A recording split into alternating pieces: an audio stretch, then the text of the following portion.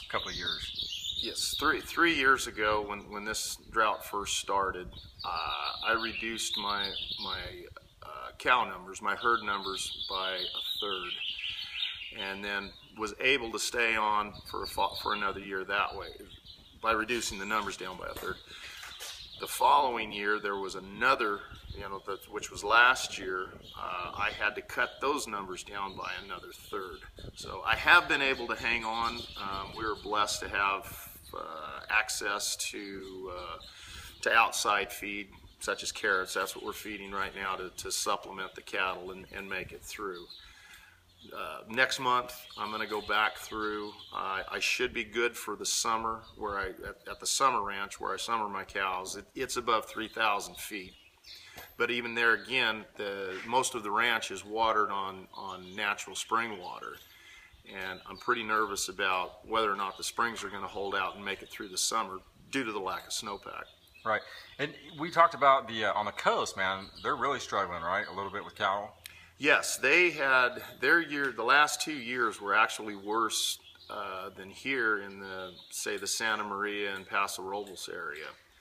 And there again, this year they have had decent rains. I say decent. It hasn't been super, but it's been decent. But cattle prices are just astronomical right now, and it's going to be very hard for them to get back into the business and buy mother cows because the whole western United States has been reducing numbers. Right. So the less cattle on the market, of course, like anything, right? The prices go up, right? I mean, yes, yeah. Yes, especially on brood stock right now. If you take before our drought started here 3 years ago, there was Texas and Oklahoma and parts of Arkansas had the same back-to-back drought year. And especially Texas, it decimated Texas. Here still in this drought a couple years ago. I mean, did you think by now we'd have water? I mean, where it needed to be, or no. This has gone way beyond what.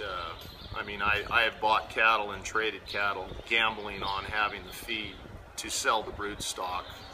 Matter of fact, last year I bought heifers, young heifers, first time for them to breed and sell. Well, I ended up having to, most of them just have them abort the calf, and they went on to a feedlot and were finished and made mistakes.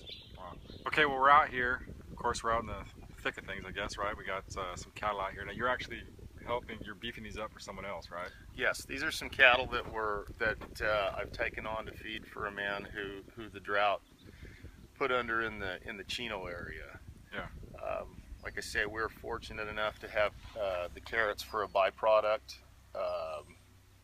and this was just we take them on and help the man out. Of course, he pays for it too, right. But a lot of ranchers help each other out. yes, I would imagine some areas get more water than others, and some places have more feed than others, and all that stuff, right? I mean, all that goes into it.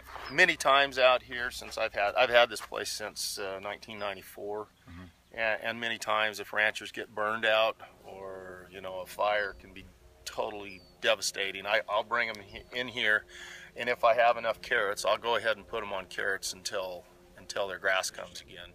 Right. I want to thank you for showing us all this. It's very interesting, and I look forward to seeing it in the next issue of Bakersfield Tough. Thank you. Very cool. This is Mike. This is Billy. This is Bakersfield Tough.